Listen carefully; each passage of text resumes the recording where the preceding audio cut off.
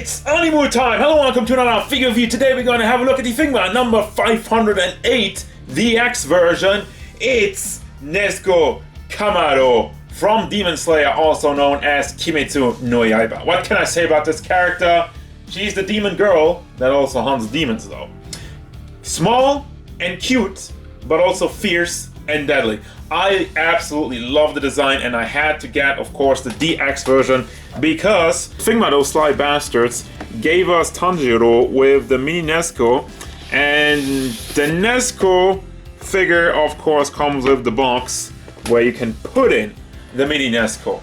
Cross promotion at its finest. You have to buy two to get a simple set. I love it. I don't, but you know, I'm a sucker for that kind of stuff, so I got both DX versions, and I don't really know what else to say. It's a classic Figma box. You do get the slider because of the DX stuff.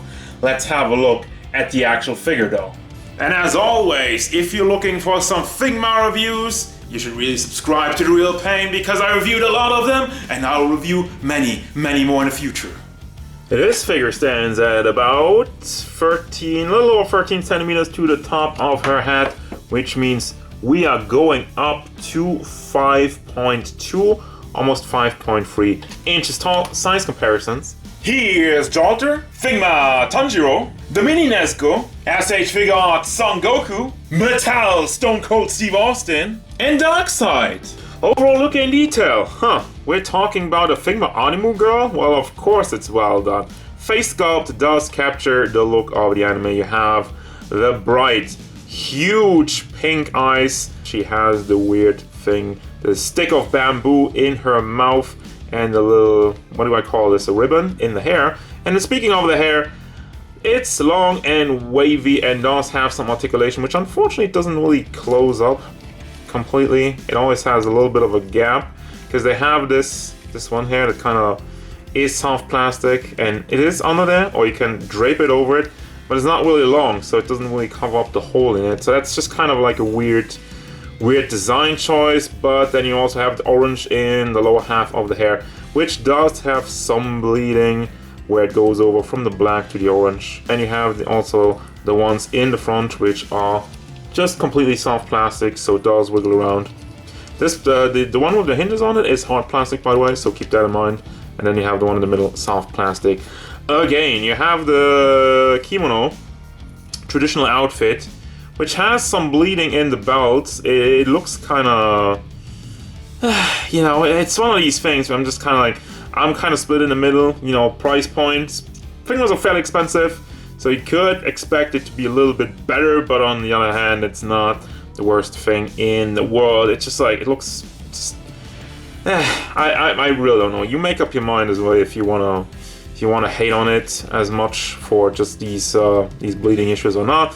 The other thing I have kind of with the kimono, I'm not sure on this one. So personally, it's a nice look, and it does take a lot of effort to mold the design of the kimono in there. However, how it looks in the show, I kind of wish it was either just painted on, or at least they just with a very thin black lines kind of fill in the deeper part over here, because it's just kind of like weird considering this is cloth that you would have a design like that with you know, molded on and not painted on. So that's kind of up for debate. I'm not saying it's a bad thing, I'm not saying it's a good thing, I'm just kind of finding it weird. Then you have the jacket, which kind of drapes over it. Which another thing about that is you have the elbow joints, which one half of the elbow joint is shiny and the other half isn't. What's up with that? And why is that? It's just like, it looks weird. Don't make it shiny. You have the fingernails, a little bit of the claw on there when she goes full demon mode. Does have the long fingernails. Nice attention to detail over there. And also for the kimono in general, let me zoom out because my camera has trouble focusing because the focus is broken. Then you have this part, which is floaty, by the way. We'll have a better look at that once we get to the articulation. It actually just covers up the front part and it doesn't go all the way around, but that helps with the articulation. And no matter how you spin it, you probably will not see that it just ends over there. Well, then again, if you put it in like a pose like that, you would uncover all the joints in there, but that's up to you to hide it. I don't think that's a bad idea. It's a nice, fairly well engineered body, so you can still move it around and put it in some action poses, which she absolutely does in the show, so that's appreciated. And it's pants time. Yeah, it's kind of like a weird pun, so you have like the middle part, and then you just have some paint on the legs, which it also comes completely apart under this stuff. So once again, it doesn't look nice under there, but it helps for the articulation. Moving down, you obviously have some legs and the footwear, which is some classic traditional Japanese stuff. The white lines around it, once again, are not the cleanest, and it's just a thing with this figure, right? That's just the entire issue of like, it's always just like a small part over there, like small part in the hair, like small part over there. Just like, it's kind of annoying, I'm gonna say.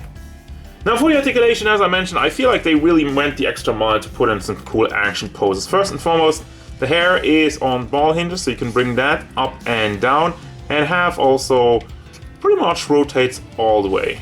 You really get some good range out of it because it's nothing really blocking it, and the hair is soft plastic even up here, which I didn't really talk about, is like the top part of the kimono is also soft plastic and it doesn't connect on the neck. As such, you have the weird kind of floppy bit sticking out over there, but from the front you're not really seeing that because you have some neck articulation, and also obviously the head is on a ball hinge, so you can combine these two, bring the head all the way forward and bring it nicely to the back also if you got the neck and the head, as much as you can with the hair, you know, all the crazy hair going on.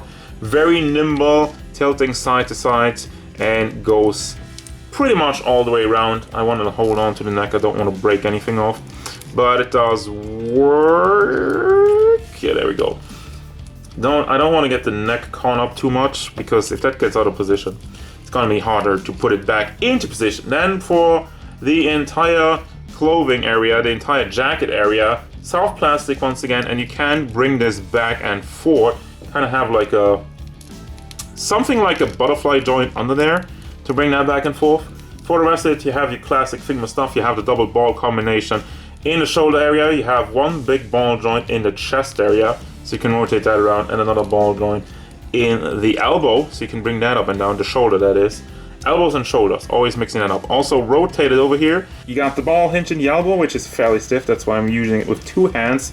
You got another swivel in the front part of the coat, and another ball hinge for your claw hands, goes back forward, rotates all the way around. And for your chest area, as we already talked about it, you have a little bit of a hindrance still with the big plastic piece, but you can pull it down, so you can bring it forward, can bring it to the back, and it does tilt side to side very nimbly again. And it does not really go all the way around. I guess it's kind of blocked by all the jacket stuff going on. There's like a lot. We'll go back to the jacket in a second.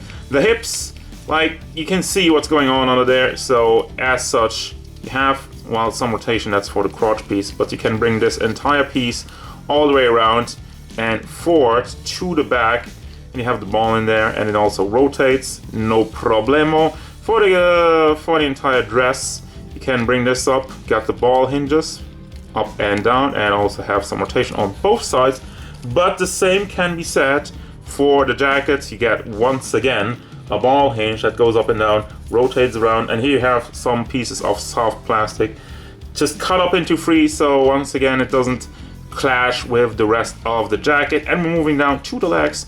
Leg moves forward very nicely for some very, very high kicks. You got the knee paint, like just like kind of nicely molded on there.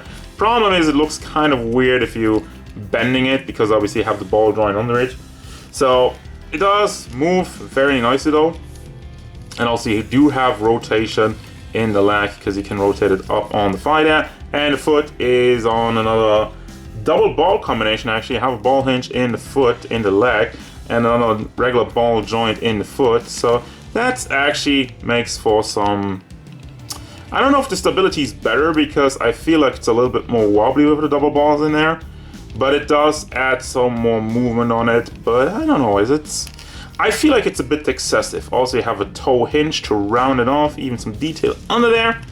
So, accessories is the name of the game, because obviously this is the DX version, so I want to show you all the extra stuff. You got the faces, which I think are included in both of them. Don't quote me on that. But you have like the angry face and kind of like the clueless cutesy face. All of them are very nicely detailed. I actually especially like the the detail in the eyes over here. And something to note also, you can always remove the bamboo stick if you just, it's tucked in the back, pull it out, and you get it off. So you also have the teeth in there. If you don't like the bamboo stuff, you can take it off. You also have some more for action poses, you know, the dress where it's kind of widened, where she jumps around and battles. You got that stuff. Then you got the backpack case, how do I call this? The wooden backpack for your little Nezuko, which came with the DX version of Tanjiro. This is like the big deal. This is like the crossover. This is the reason why most people got the DX version, and I'm no exception to that. You also have like a pack in there so she does not float around in it, and you do have a pack for Tanjiro. And then if you pack this into the bag of Tanjiro, you also have a hole here if you want to use the regular Figma base. Here's the regular Figma base, included with every Figma ever. And also, since I'm at it, every Figma ever has this bag. It's kind of lunch bag where you can put your stuff in there.